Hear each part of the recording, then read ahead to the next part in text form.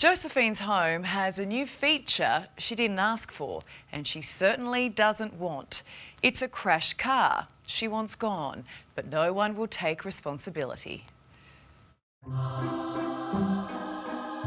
Come and have a look at our new metal garden ornament. Wow. It's pretty spectacular, isn't it? It's not a bird bath and it's not a garden gnome. Josephine's new backyard decor is someone else's car ploughed through her fence. It's not even a nice car. I wouldn't mind if it was a Porsche or a Bentley or a Jag or something. At least, you know, it's a bit classy to look at. We have to look at this every single day. It's just a disaster. It's not quite the view she wants while having her morning cuppa, but like it or not, it's the view Josephine's been stuck with for weeks. Because the police can't help, the council can't help, the owner of the car hasn't returned. And it's all because of this alleged drink driver. Hey, bye. As long as you're okay, that's all that matters. It was late at night, I'd gone to bed, and all of a sudden I heard these 3 massive explosions. So I jumped out of bed, ran out here, and I turned and I saw this car in our yard, and I just went, what? A driver veering off the road, down the embankment, coming to a crashing end in Josephine's backyard in Gladstone, central Queensland. He kept apologising to us, and I just said, look, it doesn't matter. Cars and fences can be replaced, people can't. As long as you're okay, we'll sort it out. She took this video on the night, capturing firefighters on scene and the so-called sympathetic driver who did leave his details. Wow. Oh, don't be sorry. Don't be sorry. It's all right.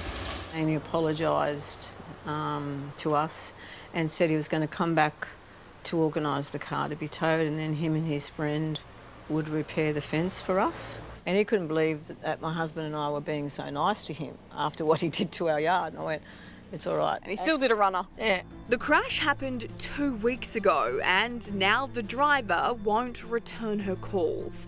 Yet Josephine is still forgiving of him, so much so she doesn't want us to identify him. So he said that the left passenger tyre had blown and that Yes. caused the crash, Yes. but we know now that police have charged him over the crash. Yes, he was taken away. The police came and they breathalyzed him. Josephine immediately contacted police, council and her insurer, Honey Insurance, and it's caused an almighty blame game over getting her fence fixed. Police say the council should do it, the council should say that the owner should do it, the insurance company says anybody else should do it, not them. So it's half on your land, half on council land. Yep.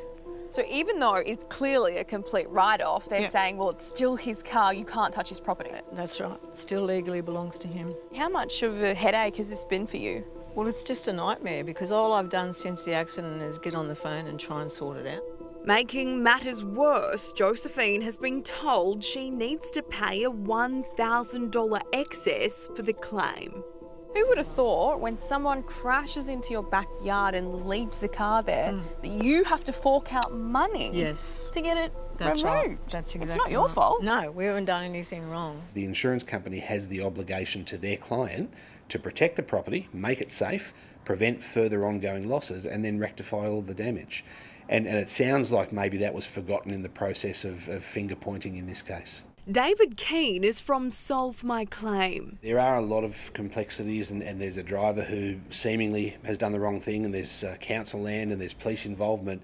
But the insurance company's responsibility is to their policyholder. After weeks of getting the runaround, the day after our interview, Josephine's insurance company finally says it can tow the car and fix the fence.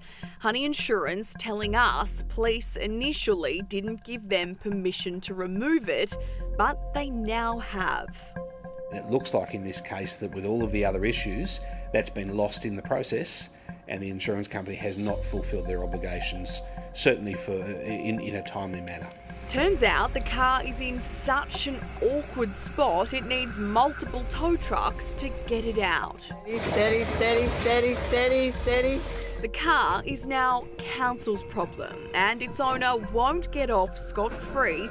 He's due to face court for a drink driving charge, while Josephine waits for her new fence. And then at least then we can get the fence repaired and just get on with our life. And we're pleased to say Honey Insurance has waived Josephine's excess fee. It really shouldn't be so hard though, should it?